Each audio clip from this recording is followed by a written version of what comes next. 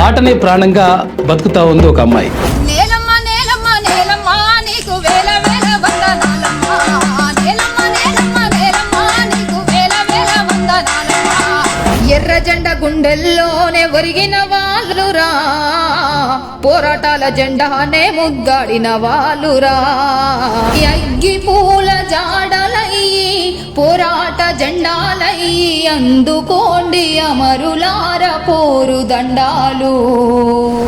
సమాజాన్ని చైతన్యం చేయడానికి కానీ, లేకపోతే ఆహ్లాదాన్ని పంచడానికి కానీ, వినోదానికి కానీ, విప్లవానికి కానీ అన్నింటికీ పాట ఆయుధమైంది. పాట ఒక అనురాగాన్ని పంచింది. పాట అన్ని రకాలుగా అందించింది.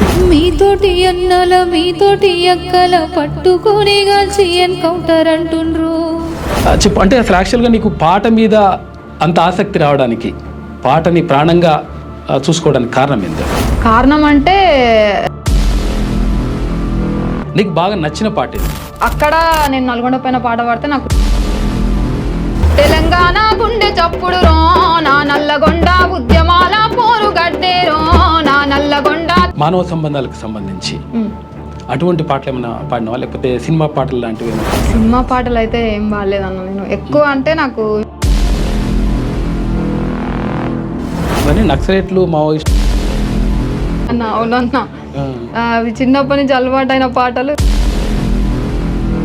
గద్దర్ పాటలు ఏమైనా వాడు? గద్దర్ తాత ఆడోళ్ళ పైన.